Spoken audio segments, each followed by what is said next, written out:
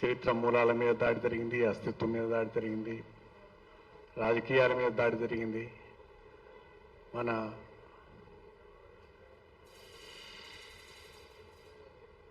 ఎంత ఆ దాడి ఎంత అన్యాయంగా ఉంటుందంటే, అసలు తెలుగు భాష, తెలుగుదేశం, తెలంగాణ, ఈ పదాలు అనేవి ఒకటి ఉన్నాయన్న గుర్తింపే లేని కాలం నుంచి ఇవాళ తెలంగాణ వచ్చింది. తెలంగాణ పదాన్ని ఉచ్చరించడానికి వీల్లేదు అని చెప్పిన కాలం 2002, 2003 ఆ ప్రాంతంలోనే తెలంగాణ పదాన్ని అసెంబ్లీలో ఉచ్చరించడానికి వీల్లేదని చెప్పారు. అటువంటి కాలం నుంచి తెలంగాణను సాధించుకున్నాం మనం. సాధించుకున్న తర్వాత ఇవాళ పరిస్థితి ఏంటి అంటే, నేను నిజానికి సినిమా చూడలేదు, కానీ ఇడుపు కాగితం అని ఒక మంచి బ్రహ్మాండమైన ఈ తెలంగాణ భాషకు సంబంధించిన ఒక జాతీయాన్ని తీసుకొని, ఆ పదాన్ని తీసుకొని ఆ టైటిల్ తోటి సినిమా తీస్తే దాని మీద దాడి. అందుకని ఈ దాడి మూలాలు ఇక్కడ ఇవాళ మొదలైనది కాదు, చాలా కాలంగా జరుగుతున్న దాడి ఇది. అసలు ఆంధ్ర అనే ఒకదాన్ని తీసుకొచ్చి తెలుగు అనే పదం మీద కూర్చోబెట్టి తెలుగును మొత్తం చేసి ఆంధ్ర మహాభారతం, ఆంధ్ర భాషా చరిత్ర, ఆంధ్ర సాహిత్య సంగ్రహం అన్నీ ఆంధ్రతోటి నింపేసి తెలుగు అనేదాన్ని పక్కకు జరిపిన కాలం. చరిత్ర అన్నీ కూడా ఆంధ్ర అనే దాంతో మొదలవుతాయి. ఎందుకు అంటే, తెలుగు అన్న పదం ప్రాచీనము కాదు, అది నన్నయ్యతో మాత్రమే మొదలైంది. ఆ పదం, ఆ పదానికి ముందు తెలుగు లేదు. తెనుగు అనే పదం మొదట ఉంది, ఆ తెనుగులో నకారం పోయి లకారం వచ్చి తెలుగు అయ్యింది. నన్నయ్యతోటే భాష పెరుగుతూ వచ్చింది అని చెప్పి మొత్తం ఇప్పటి వరకు చరిత్రను, భాషను చిత్రికబట్టిన, పరిశోధించిన వాళ్ళందరూ రాశారు. మన ప్రాంతం వాళ్ళు రాసినారు, అక్కడి ప్రాంతం వాళ్ళు రాసినారు. అక్కడి ప్రాంతం వాళ్ళే ఎక్కువ మంది చరిత్ర పరిశోధకులు. ఎందుకంటే ఆంగ్లేయులతో ఉన్న సాహచర్యం వల్ల, ఆంగ్లేయులతో ఉన్న సంపర్కం వల్ల వాళ్ళు పరిశోధన ముందు చేసినారు. మెకాంజీ కానీ, సిపి బ్రౌన్ కానీ అనేక మంది ఆంగ్ల పరిశోధకులు అక్కడి ఆంధ్ర ప్రాంతపు కొంతమంది స్థానిక మేధావుల్ని సహకారం తీసుకొని పరిశోధన చేసినారు. తాళపత్ర గ్రంథాలు సేకరించడము, అలిఖిత గ్రంథాలు సేకరించడము, అదంతా. ఆ ప్రయత్నంలో వాళ్ళంతా ఏం చేసినారంటే, తెలుగు అనేదాన్ని పక్కన జరిపి ఇది ఆంధ్రదేశం, ఈ ప్రజలంతా ఆంధ్ర ప్రజలే, తెలంగాణ లేదు, తెలుగు లేదు, తెలుగు కూడా తర్వాత వచ్చింది, తెలుగుకు ప్రాచీనత లేదు అని తీసుకొచ్చినారు. ఎప్పుడైతే తమిళ భాష వాళ్ళు ప్రాచీన హోదా సంపాదించి దానికి ప్రత్యేకమైన పీఠం ఏర్పాటు చేసి నిధులు సమకూర్చుకుంటున్నారు, అప్పుడు మాకు కూడా ప్రాచీన హోదా ఇవ్వాలని చెప్పి అన్ని భాషలు, దక్షిణ భారత భాషలన్నీ అడిగినప్పుడు మన గవర్నమెంట్స్, మన ఇక్కడ సాహిత్య మేధావులు అందరూ కలిసి దానికి ఒక ప్రాతిపదిక తయారు చేసి సబ్మిట్ చేసినారు. సబ్మిట్ చేస్తే సెంట్రల్ గవర్నమెంట్ ప్రాచీన హోదా ఇచ్చినప్పుడు ఒక మేధావి తమిళనాడుకు సంబంధించిన ఒక ఆయన ఏం చేసినాడంటే, లేదు వాళ్ళే రాసుకున్నారు, నన్నయ్య ఆదికవి అంటే 1025 క్రీస్తు శకము 1025, 1030 సంవత్సరాల కాలం నుంచి మాత్రమే తెలుగు భాష ఉంది, 1000 సంవత్సరాలకు ప్రాచీన హోదా ఎట్లా ఇస్తారని చెప్పేసి వాళ్ళు క్వశ్చన్ చేసినారు. అక్కడ అసలు పంచాయతీ మొదలై నిజంగానే దానికి ముందు తెలుగు లేదా, అసలు ఈ ప్రాంతం ఏంటిది, ఆంధ్ర అనేది ఎక్కడి నుంచి వచ్చింది అనేది శోధన మొదలు పెడితే అసలు అనేక ఆధారాలు మనకు చరిత్రలో, శాసనాల్లో ఉన్నాయి. ఇది తెలుగుదేశం అని, ఈ తెలింగ దేశం అని అన్ని శాసనాల్లో ఉన్నాయి. ఉన్నప్పటికీ వాటిని గుర్తించడానికి కానీ, వాటిని బయటికి తీసుకోవడానికి కానీ, దాన్ని యాక్సెప్ట్ చేయడానికి కానీ వాళ్ళు అంగీకరించాల. కేవలం నన్నయ్యకు ముందు కాలం కాదు, క్రీస్తు శకం కాలం నాటి నుంచి కూడా మెగస్తనీస్ రాసిన ఇండికా అనే గ్రంథంలో మొదగలింగ అంటే 3 లింగాల ప్రదేశము అని చెప్పి ప్రస్తావించారు. తర్వాత టోలమీ రాసిన గ్రంథంలో కూడా ఇది ట్రిలింగాన్ అని రాసినాడు, ట్రిలింగాన్ అనే ప్రస్తావన చేసినాడు. తర్వాత తమిళ సాహిత్య వ్యాకరణ గ్రంథాలు తొలికాప్యం కానీ అగత్యం కానీ ఆ గ్రంథాలలో రెండింటిలో కూడా ఒక దాంట్లో భాషావాచకంగా తెలుగును ప్రస్తావించాడు, ఇంకొక అగత్యంలో తొలికాప్యంలో దేశీయవాచకంగా అంటే ఇది తెలుగుదేశము అని ప్రస్తావించాడు. ఈ రెండు కూడా క్రీస్తు శకం తొలి 1-2 శతాబ్దాల నాటి గ్రంథాలు వాటిల్లో ప్రస్తావించారు. అట్లా అనేక ప్రస్తావనలు చరిత్రలో ఉన్నాయి, మనకు దొరుకుతున్నాయి. భాష ఉంది మన దగ్గర.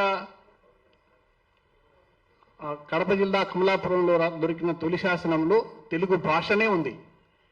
వాడపల్లి దగ్గర దొరికిన శాసనాల్లో తెలుగు భాష ఉంది. తర్వాత కొరివి దగ్గర దొరికిన శాసనాల్లో తెలుగు భాష ఉంది. ఇవన్నీ కూడా క్రీస్తు శకము 7, 8, 9 శతాబ్దాల నాటివి. వేములవాడ కేంద్రంగా క్రీస్తు శకము 9, క్రీస్తు శకము 10 సంవత్సరాల్లోనే బ్రహ్మాండమైన సాహితీ పోషణ జరిగింది, సాహితీ సృజన జరిగింది. మల్లియ రేచన కానీ, పంపన కానీ, దినవల్లభుడు కానీ అనేక గ్రంథాలు రచించారు, పద్యాలు రచించారు, శాసనాలు. కురిక్యాల శాసనంలో కంద పద్యాలు లభించాయి. తర్వాత బెజవాడ యుద్ధమల్లుడి శాసనము, అద్దంకి శాసనము, ధర్మవరం శాసనం అన్నింటిలో కూడా తెలుగు భాష ఉంది. తెలుగు భాషే ఉంది. ఆంధ్ర అనేది భాష కాదు. ఆంధ్రులు ఇక్కడి వాళ్ళు కాదు. ఆంధ్రులు ఇక్కడి వాళ్ళు కాదన్న విషయం వాళ్ళే రాసుకున్నారు. వాళ్ళు ఏం రాసుకున్నారు? ఐత్తరేయ బ్రాహ్మణంలో మా ప్రస్తావన ఉంది, మేమే ప్రాచీనులము అని చెప్పి రాసుకున్నారు. ఐత్తరేయ బ్రాహ్మణం నుంచి నిజమే. ఏమని? విశ్వామిత్రుడు, మీకు ఒక కథ, త్రిశంకు స్వర్గం అనే కథ తెలుసు అనుకుంటా మీకు అందరికీ. విశ్వామిత్రుడు తనకు సేవ చేసిన ఒకడికి స్వర్గప్రాప్తినిస్తా అన్నాడు.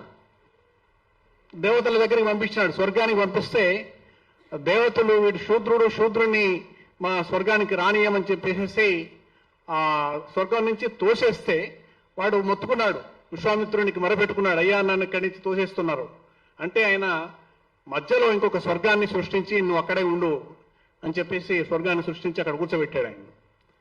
నువ్వు ఒక శూద్రుని కోసం దేవతలతో ఘర్షణ పెట్టుకుంటావు, ఇంకొక స్వర్గాన్ని సృష్టిస్తావా అని చెప్పేసి ఈయనకున్న కొడుకుల్లో కొంతమంది తిరుగుబాటు చేసినారు. ఆ తిరుగుబాటు చేసిన కొడుకుల్ని మీరు ఆంధ్రులు, శబరులు, మూతిపులు కమ్మని చెప్పి శపించి ఉత్తర భారతం నుంచి ఆర్యావర్తం నుంచి ఎల్లగొట్టాడు. ఆ ఎల్లగొట్టిన వాళ్ళలో ఆంధ్రులు ఒకరు. వాళ్ళు వచ్చి ముందు హిమాలయ మన వింధ్యాచల పర్వతాల దగ్గర సెటిల్ అయ్యి ఆ నుంచి ఈ ప్రాంతానికి వచ్చి ఇక్కడ ఉన్న తెలుగుల పైన దాడి చేసి తెలుగులతో ఘర్షణ పడి గెలిచి ఈ ప్రాంత ప్రజలతో కలిసిపోయి ఈ భాషను స్వీకరించారు వాళ్ళు. ఇది వాస్తవం కాగా మొత్తం ఇక్కడ ఉన్న జాతిని, ఇక్కడి భాషను, ఇక్కడ సంస్కృతిని అన్నిటినీ పక్కకు తోసి ఈ త్రిలింగ దేశము, తెలుగు దేశం అనే దాన్ని పక్కకు తోసి వాళ్ళు ఆంధ్రదేశం అనేదాన్ని, మీకు ఎన్టీ రామారావు ఆంధ్రదేశం అని ఎందుకు పెట్టలేదు పార్టీ పేరు, తెలుగుదేశం అని ఎందుకు పేరు పెట్టాడు? ఈ నోస్ హిస్టరీ. ఆయన త్రిపురనేని రామస్వామి చౌదరి రాసిన ఆయన సాహిత్యం అంతా కూడా బ్రాహ్మణ వ్యతిరేక సాహిత్యం, ఆర్య బ్రాహ్మణ వ్యతిరేక సాహిత్యం ఆయన సృష్టించింది. అన్నింటిలో కూడా ఇది తెలుగుదేశం అని రాసినారు తప్ప ఆంధ్రదేశం అనే ప్రస్తావన ఎక్కడ రాయలే. అందులోంచి తీసుకొని రాసినాడు. మీ తెలుగుదేశం అని పార్టీ పెట్టుకున్నాడు ఆయన. ఇక్కడ ఒక మన మధురానగర్లో ఉంటుంది, మీరు చూస్తే తెలిసిపోతుంది, త్రిలింగ దేశం పార్టీ కార్యాలయం అని పెట్టుకున్నాడు ఆయన. త్రిపురనేని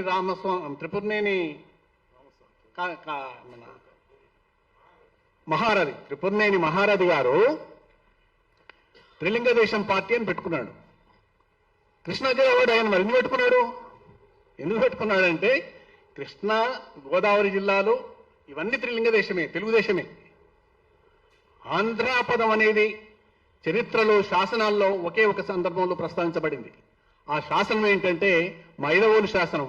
ఆ మైదవోలు శాసనంలో ఆంధ్ర పదం ఎక్కడ ఉంది అంటే కృష్ణా అదేంటి ధాన్య కటకం నుంచి కంచి వరకు ఉన్న ప్రాంతం మాత్రమే ఆంధ్ర ప్రాంతం అని ప్రస్తావన ఉంది. దానికి మించిన ఆధారం ఇంకొకటి లభించలే. బహుశా శాతవాహనులు చివరికి సెటిల్ అయిన ప్రాంతం కావచ్చు. అందుకని చరిత్ర అంతటా కూడా ఈ వివక్ష, ఈ దాడి, ఈ అవమానము ఈ తెలుగు భాషకు జరిగింది. మహాభారత రచన కూడా ఆయన రాజరాజ నరేంద్రుడు తెలుగులో రాయమన్నాడు. రాజరాజ నరేంద్రుడు నన్నయ్యను ఏమడిగిండు? తెనుగున మహాభారతం రచించండి, ఇక్కడికి గొప్ప ఇతిహాసాన్ని ఇక్కడ ప్రజలకు తెలియజేయండి అని అడిగాడు. నన్నయ్య కూడా ఏం చెప్పాడు? నేను తెలుగులోనే మహాభారతాన్ని రచిస్తానని చెప్పినాడు. మరి ఆంధ్ర మహాభారతం అని ఎట్లొచ్చిందా పేరు? ఎట్లా సాధ్యమైంది? ఇదంతా చొరబాటు, ప్రక్షిప్తము, మన మీద జరిగిన దాడిలో భాగంగానే ఇవన్నీ పేర్లు అట్లా మారుతూ వచ్చినాయి. మొన్నటిదాకా అదే జరిగింది, ఇప్పుడు కూడా అదే జరుగుతున్నది. ఇప్పుడు వాళ్ళు మాట్లాడుతున్న భాష, వాళ్ళు చేస్తున్న దాడి. ఇంకొక ప్రస్తావన నేను చేసి ముగిస్తాను నేను. ఎందుకంటే మీ అందరి దృష్టికి నేను ఈ మధ్య కాలంలో నేను ఈ సభలకు రాలేదు, ఇవాళనే చాలా రోజుల తర్వాత వచ్చిన. తెలంగాణ రాలేదు, తెలంగాణ వచ్చినా బాగుపడలేదు, తెలంగాణ వల్ల ఏం ఒరగలేదు అనే భావన మన నిజంగానే నష్టపోయిన వాళ్ళు, దెబ్బతిన్న వాళ్ళు కొంతమంది మాట్లాడుతున్నారు. ఇదే భాషను రేవంత్ రెడ్డి కూడా మాట్లాడుతున్నాడు. మీరు ఇది గమనించాలా. రేవంత్ రెడ్డి వీళ్ళంతా ఏం జరగలేదు 10 ఏళ్లలో అనే భాషనే మాట్లాడుతున్నాడు. ఆంధ్ర ప్రాంతం వాళ్ళు కూడా చాలా మంది అదే మాట మాట్లాడుతున్నారు. నిజమా?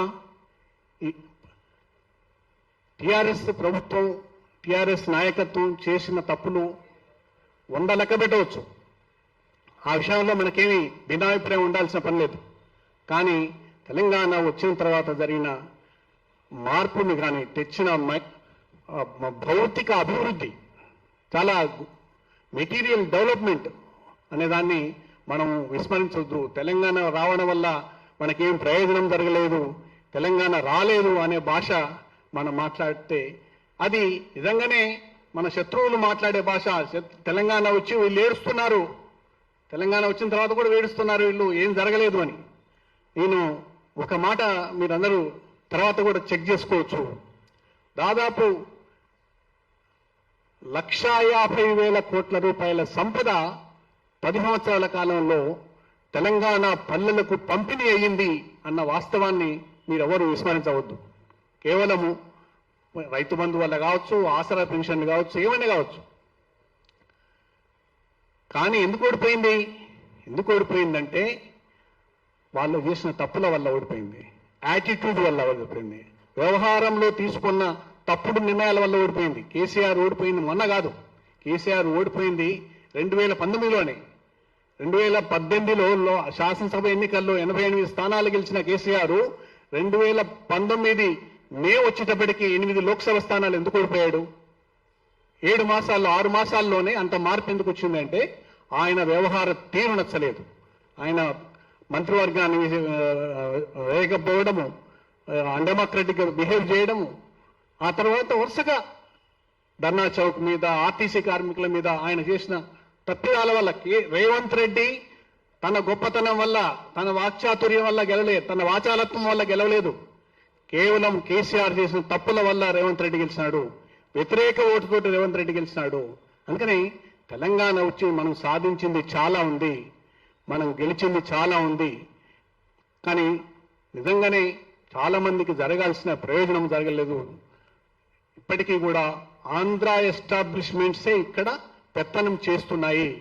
ఆ ఆంధ్ర ఎస్టాబ్లిష్మెంట్స్ ను ఎంకరేజ్ చేసింది కూడా మన ప్రభుత్వాలే. ఆ ప్రభుత్వం, ఈ ప్రభుత్వం, ఎవరు వచ్చినా సరే అదే కాంట్రాక్టర్ ఉంటాడు, వాళ్ళే ఇక్కడ పెత్తనం చేస్తారు. గత చిత్రం అంటే ఎక్కడో రిటైర్ అయిపోయిన వేరే ప్రాంతానికి చెందిన ఒక రిటైర్డ్ అధికారిని తీసుకొచ్చి ఇక్కడ రేరా చైర్మన్ గానో రేరా వైస్ ప్రెసిడెంట్ గానో నియమిస్తారు. ఇది దరిద్రం, ఇది భావదరిద్రం, ఇది మన మీద నిరంతరంగా జరుగుతున్న దాడి, కొనసాగుతున్న దాడి. ఈ దాడిని ప్రతిఘటించడానికి ఖచ్చితంగా మనము ఇటువంటి వేదికలన్నీ పనిచేస్తూ ఉండాలని చెప్పి నేను కోరుకుంటా ఉన్నాను. ఈ ప్రయత్నం ఫలించాలని ఆశిస్తూ